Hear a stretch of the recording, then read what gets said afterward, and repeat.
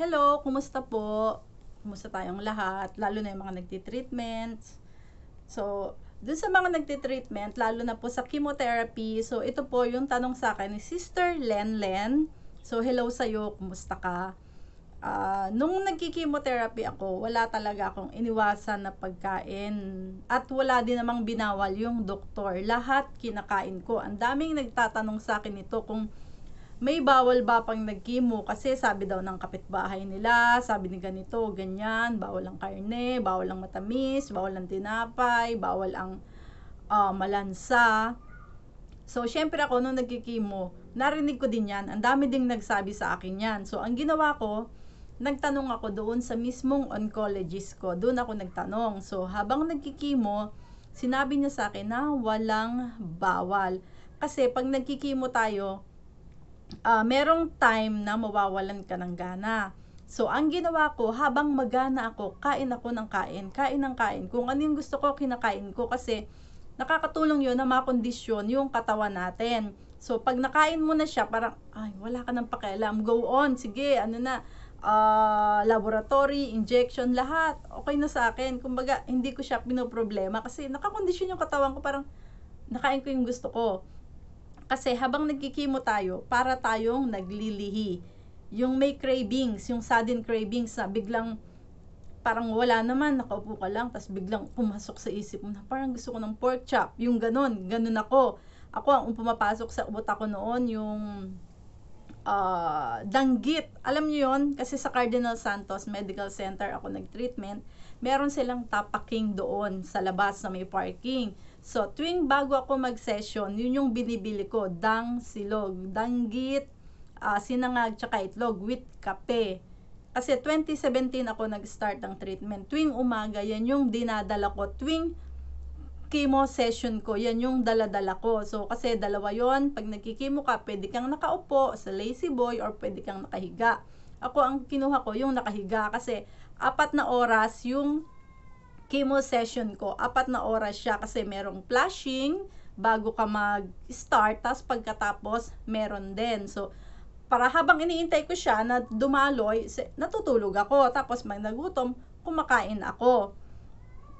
Ganon. Tapos naman, hindi naman pagkatapos na nag-chemo ka, mahihilo ka agad, masusuko ka agad. Hindi pa yan agad. Kasi pagkatapos ko pa nun mag-treatment, dumidiretso pa ako sa may Bira Mall, sa may Green Hills, kumakain pa ako ng Vietnamese po. Yung po na, basta noodles yun, Vietnamese noodles. Yun yung gustong gusto ko. Kaya, hindi pa kayo mahihilo. Sa pagkain naman, kumain kayo ng kumain. Huwag kayong maniwala sa pinagsasasabi ng mga iba na bawal kumain ng karne. Oo, ang karne kasi, hindi mo naman siya kakainin ng 1 kilo. Pag nagustuhan mo, hindi ka naman kakain ng 1 kilong pork chop, 'di ba?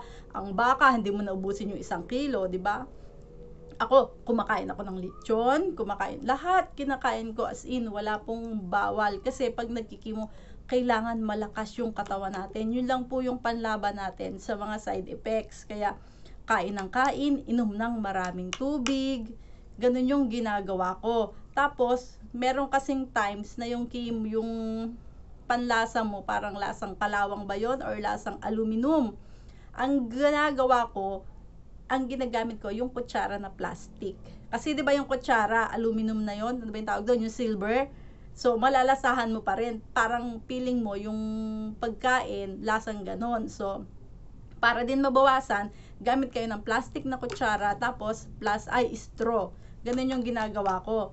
Tapos, kung halimbawa naman, may instance na nasusuka kayo, isuka nyo lang. Pero make sure na pagkatapos yung magsuka, lalagyan nyo ng laman yung tiyan nyo kahit ng biskwit. Ako nilalagay ko pita. Kasi sa bibig lang siya madaling matunaw, 'di ba? So, sa bibig mo lang siya pag natunaw, so inom ng tubig, straw, ganon. Kasi mahirap magsuka nang walang laman yung tiyan. Tapos magkakaroon pa tayo ng GERD, magbe-build yung acidic. So, kailangan kahit na halimbawa nasusuka ka, mainam magsuka na meron kang isusuka kaysa wala. Kasi ako nagka-GERD kasi pasabay ako pag nagsuka ako, ayoko nang kumain kasi nawawalan ako ng gana. Pero hindi pala ganon.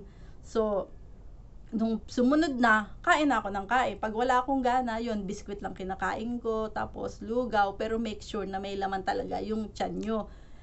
Labanan ninyo na kahit walang gana, yung mga, wala kayong gana, de lugaw, ganun. Tapos yung mga plain lang kung walang gana. Tapos, after 1 day, bumalik yung gana ko. Lahat kinakain ko. Kumbaga, lahat ng magustuhan ko. Tapos, pag merong cravings, ayun, kain ng kain. Nagkakaroon lang kasi ng bawal na tinatawag nila pagka yung laboratory test mo ay bagsak. Halimbawa, mataas masyado yung creatinine mo. So, yung creatinine, yun yung kidney, yung pag-function ng kidney natin. So, ibabawal sa'yo yung mga protein, yung mga karne, kasi bawal. Kasi lalong tataas. So, kaya yun yung binabawal nila. Dapat normal yun. Tapos yung red blood cells, yun. Kaya lang siya nagkakaroon ng bawal. Pero kung lahat ng yun ay normal, kainin nyo lahat. Kasi yun lang yung panglaban natin. Nung nagtitreatment ako, 35 kilos lang ako. Kung susundin ko yung mga bawal na sinasabi nila na hindi ko kakainin, butot balat ako. Paano ko pa malalabanan yung mga side effects? Ano pa yung panglaban ng katawan ko na nutrients, di ba? Kaya, kinakain ko lahat. Tapos, after ng treatment ko, ewan ko kung kayo din, naramdaman nyo to, yung mga nakatapos ng mag-treatment na parang kung patay gutom. Ang nalihi ko noon, usong-uso pa noong 2017 yung Korean barbecue. Naglabasan niya, ang daming mga Korean barbecue, di ba, mga samgyeopsal. So, excuse me, once a week, nandun ako. Once a week, nagpupunta ako kumakain ako ng eat all you can. Ang lahat ng kain ko noon, puro, kung kakain ako sa labas, gusto ko lahat, eat all you can, lahat. Alam mo, from 35, in just 3 months, naging 54 ako, 54 kilos. After 3 months kasi, babalik ako sa oncologist ko. So, nung pagbalik ko na 54, tuwan-tuwa siya kasi nag-gain ako ng weight. Kasi, pag after treatment mo, dapat mag-gain ka na ng weight. Kasi, lalo na pag nawala na yung cancer, nawala na yung tumor, so, wala nang sagabal sa katawan mo. So, mag-gain ka na. So, pag may time na tapos mo na lahat, at hindi ka pa rin nag-gain, patuloy pa rin yung pag-lose mo ng weight, magdududa na yung onco mo na may problema pa rin. So, another lab test na naman. So, kaya kumain tayo ng kumain. Walang bawal. Basta in moderation. Pag mo naman ice cream, wag kang kumain ng 1 galon. 1 cup lang.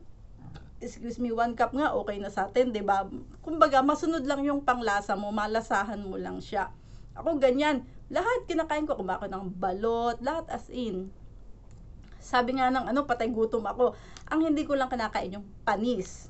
Panis lang talaga yung hindi ko kinakain. Pero so far, okay naman. So, 6 years na po akong cancer-free. And then, ganun pa rin lahat po in moderation. Tapos, yung maintenance na gamot. Tapos, vitamins. At importante, i-maintain natin yung check-up. Pag sinabi ng oncologist mo na bumalik ka ng every 3 months, bumalik ka.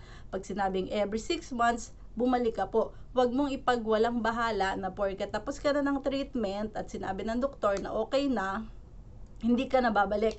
Kasi traitor si cancer. So, walang makapagsasabi kung babalik ba siya or hindi. Kaya, minemaintain natin na dapat yung monitoring every 6 months, every 3 months, or every 1 year, bumalik po kayo sa onco. Tapos, lahat ng mararamdaman nyo, sasabihin nyo sa onco lang.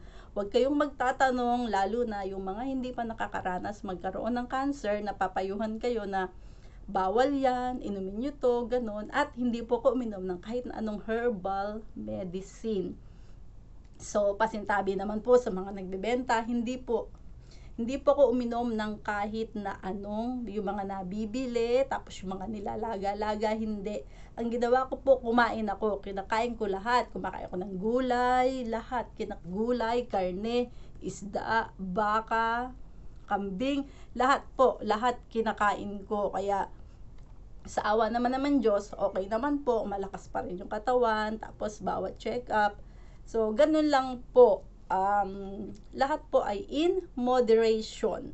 Ibig sabihin, huwag 1 kilong baboy, ganun. Hindi naman natin kayang ubusin yun, di ba? So, Sister Lenlen, sana nasagot ko yung tanong mo. And sa mga nagtitreatment, magpagaling kayo. Sundin nyo yung sinasabi ng doktor. Siyempre, magdasal tayo, samahan natin ng dasal. Kung ano yung sinasabi ng doktor, sundin po natin. Sa kanila lang tayo makikinig, sa doktor lang, wag sa kung sino-sino. Tapos, yung sa mga nanggaling na sa cancer, yung gano'n, yung na-experience na nila, doon po tayo makinig. Sa mga nagtitreatment, magpagaling po tayong lahat. At sana sa susunod, yung mga lahat ng magme-message sa akin, sabihin nila na, Sister, cancer-free na rin ako, survivor na ako, natapos ko, napakasarap sa pakiramdam.